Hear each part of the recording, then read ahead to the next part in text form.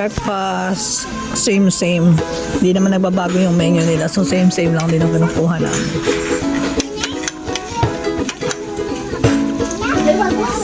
And this time, nakaupo na kami sa gilid. Yay! Ayan na yung ano namin. Ayan yung view namin.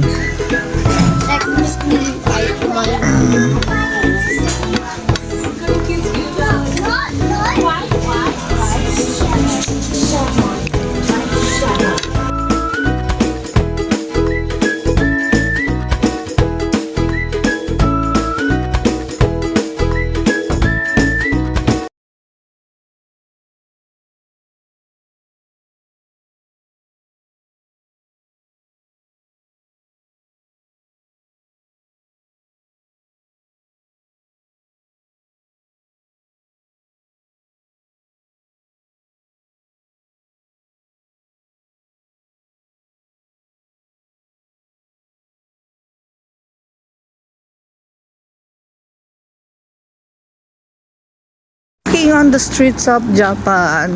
Galing na kami sa Family Mart. May mga nabili kami konti. Hindi ko na rin tinry yung mga pagkain sa Family Mart kasi sobra-sobra yung pagkain sa cruise ship. Lumayas nga kayo mag-awa dyan.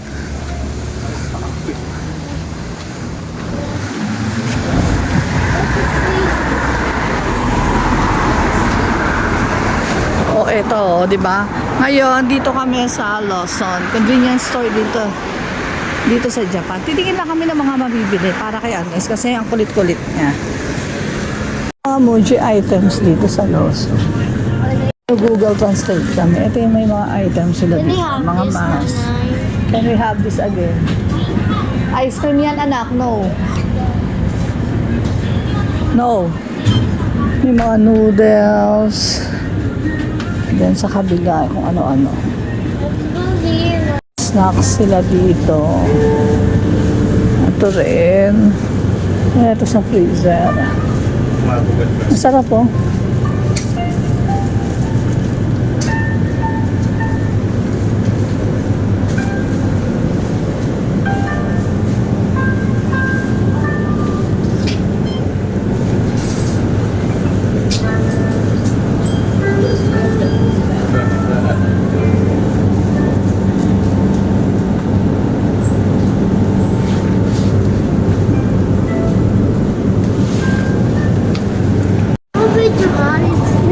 Ano ba video mo? Makita ang ramen. Pinatulanan namin yung nearest restaurant na nandito. Ito yung tahimik. Si Andres ka pinakamaingay dito. Ano yung ordering system nila? Through iPad, through tablet. Ako maingay na naman. Tapos contrary to what they say, mura lang sa Japan. Yung mga bento meal nga nila is nasa 430, 500 yen. So kung i-divided by 2 mo yun, nasa 250 lang. Mura na. Nasa atin ang mga bento meal is nasa 400 to 500. Ito lang yung sa mga hindi pa malalaking Japanese restaurant. Pag sa mga malalaking Japanese restaurant, nasa 700 to 1,000 yung mga nila, yung mga bento meals nila. Wala rin silang tempura at hindi rin namin nagawa yung gusto namin na kumain ng ramen dito sa Japan. Sorry. Kasi alanganin sa oras. Alanganin sa oras, baka maiwanan kami ng cruise ship. Nga kami. Ito yung kakainin namin for today. Gyudon lang yung pinaka available nila halos dito. Lunch na namin to pero pag nagutom pa kami, kakain pa kami sa cruise ship. Kain muna tayo. Try natin yung authentic gyudon ng Japan. Pagkasampa namin ng barko, pagkasampa namin ng cruise ship, natulog ako. Si Andres naligo, andun nagsiswimming. Ayun sila mga picture ng tatay. Swimming.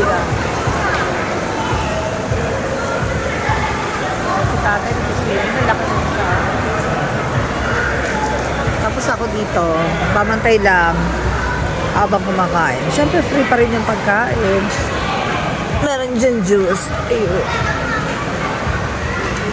Medyo malayo lang yung pagkakalat. Tapos water. Nagbaon kami laging water kasi hindi free ang water dito sa barko. Ginagawa namin, nagre-refill kami sa windjammer kapag kakain kami sa Oman. Kanina nandito yung mag-ama ko, lumipat sila, hindi ko alam kung bakit. Tatay, turuan mo mag-swim!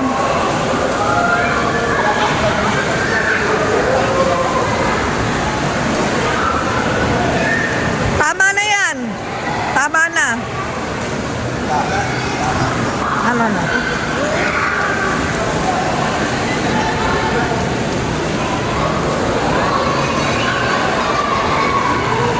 Marunong naman niya mag-swim ah.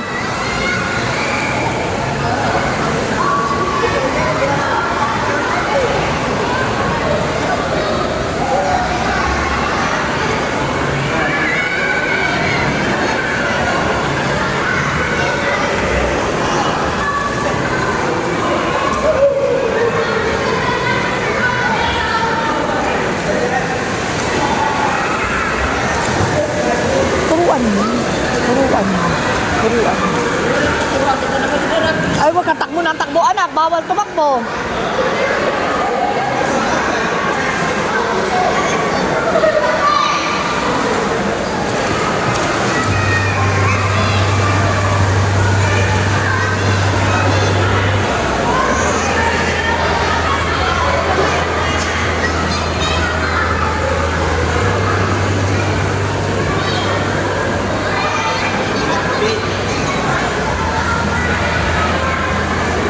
Lumipat na naman sa jacuzzi si Colette.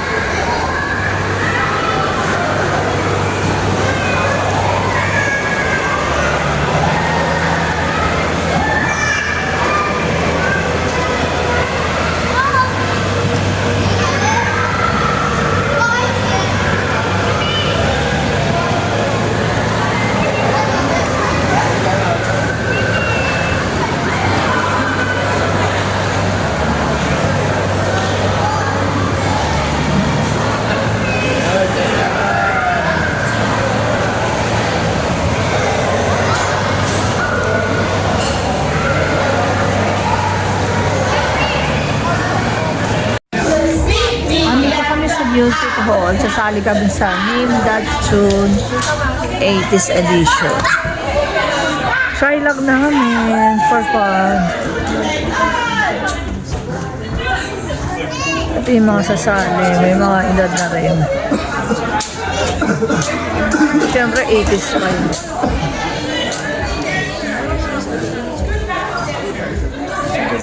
Laki ng music hall.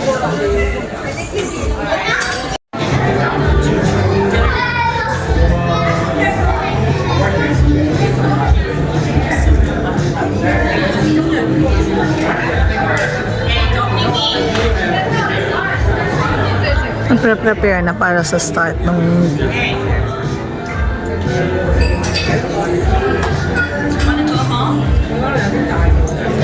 Boys and girls, welcome to Music Hall. So we're gonna start a music quiz. It's gonna be 5 more minutes. It's gonna be all Cantonese songs that are in the 80s generations. So if you guys like to listen to the Cantonese song, especially during the 80s generation, you can feel free to join this game. And for this game, you can make a team, which means you can play as a team with your family or friends, or if you want to play solo, that's also okay. You just need to come here, grab the paper and a pencil. That's all you need. And if you want to play as one, each team is the one that you know. We're gonna start at 9 o'clock.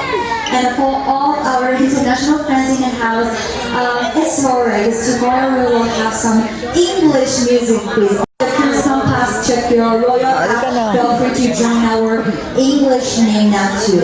But for tonight, we're gonna be the Cantonese ones. So if you guys This is Pop the Balloon Contest. Parang first 100 customers or first 100 head, binigyan nila ng ticket tapos nilagay sa paper bag. Bubunot sila ng ilang ilang tao. Siguro parang 1, 2, 3, 4, 5 na taong mananalo na may chance na mag-pop ng balon. Ayun ang mga balons.